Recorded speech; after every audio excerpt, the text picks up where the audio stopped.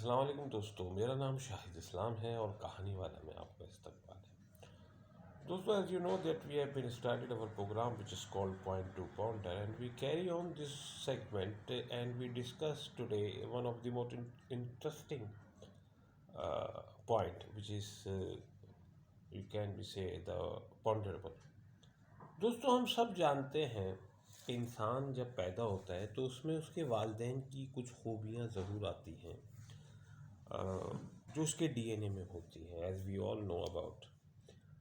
تو دوستو, جب انسان پیدا ہوتا ہے تو اس کے جینس بن جاتے ہیں، جس میں اگر والدین میں سے کسی کو گانے کا شوق ہے تو یہ بہت قوی امکان ہے کہ اس کی آواز بھی قدرتی طور پر اچھی ہو، یا کوئی کرکٹر ہے یا کسی اسپورٹس کے شعبے سے وابستہ ہے تو یہ بھی بہت زیادہ امکان ہے کہ وہ انسان ایتھلیٹ یا اسپورٹس کی طرف زیادہ دلچسپی رکھتا ہوگا۔ اس طرح بہت سی مثالیں ہمیں ملتی ہیں کہ جو انسان کو انہیریٹڈ ہوتی ہے ٹو ہز پیرنٹس اور اینسسٹرس۔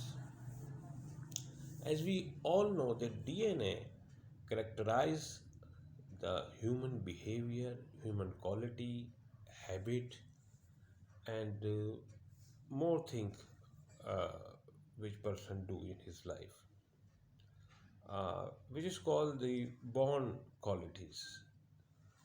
دوستو, یہ ایک قدرتی صلاحیتیں ہوتی ہیں جو انسان کے اندر ہوتی ہیں، لیکن دوستو یہاں سوال یہ پیدا ہوتا ہے جسے ہم کہتے ہیں پوائنٹ ٹو پاؤنڈر، کہ آیا انسان انہی انہیریٹڈ صلاحیتوں کا ہی محتاج ہے، یا اس کی اپ برنگنگ سے یا ایجوکیشن سے یا اس کی جو سوشل گیدرنگ ہے اس سے اس کو مد نظر رکھتے ہوئے وہ اپنی انہانسمنٹ کر سکتا ہے۔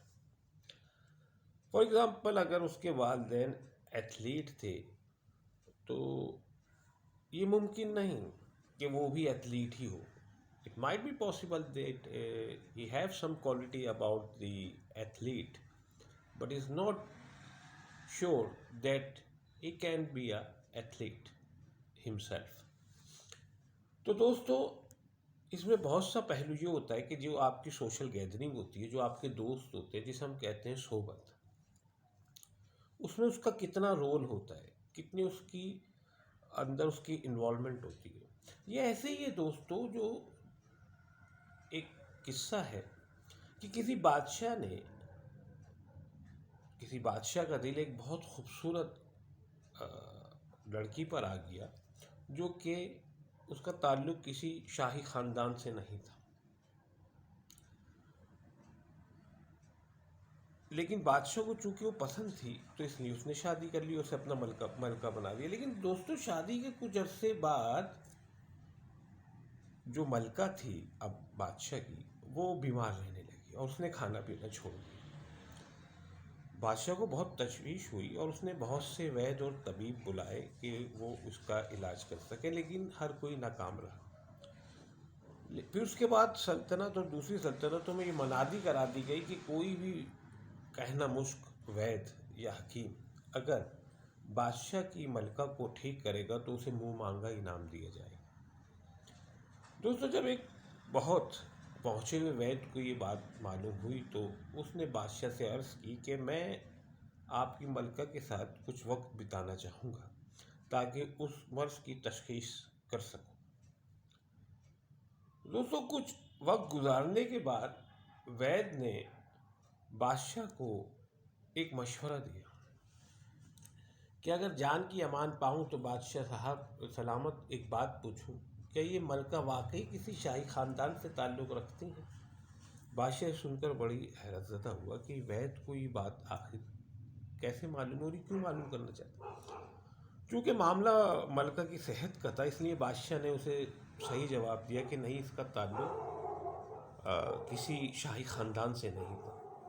اصل میں یہ ایک مانگنے والی تھی جو خانہ بدوش جسے کہتے ہیں۔ میں جنگل میں جا رہا تھا تو میرے دل اس پر آ گیا اور میں نے اس سے شادی کی۔ دوستو, وید نے جو بات بتائی، جو علاج بتایا، وہ سن کر آپ حیران ہوں گے۔ اس نے کہا کہ آپ ملکہ کے محل میں کھانے کی کھانے پینے کی چیزیں جگہ جگہ فاصلے پر رکھتے، ملکہ کو ایک ٹیبل پر سجا کر نہ دے یا پرات نہ لگائے۔ اس کی وجہ یہ تھی کہ دوستوں ملکہ کو جگہ جگہ کھانا چکنے کی عادت تھی۔ یہی وجہ تھی جب اس کو ایک بھرا پیٹ ایک بہت زیادہ کھانا ملتا تو اس کا دل نہیں چاہتا تھا، اس کا دل وہی چاہتا تھا کہ جگہ جگہ جا کر منہ مارے کھانا۔ تو دوستو اس واقعے کنیکشن اس طرح سے ہے کہ آدمی کی اپ برنگنگ میں یا اس کے جو سوشل گیدرنگ ہوتی ہے اس میں بہت زیادہ اس کے کریکٹرائزیشن کا دار و مدار ہوتا ہے۔ یہ ضروری نہیں کہ ہمارے پاس جو ہمارے پیرنٹس یا انسسٹرس کی کوالٹی ہو ہم اسی پر ڈیپینڈ کریں۔ آدمی اپنی ایجوکیشن سے اور بہت سی چیزوں سے اپنی انہانسمنٹ کر سکتا ہے۔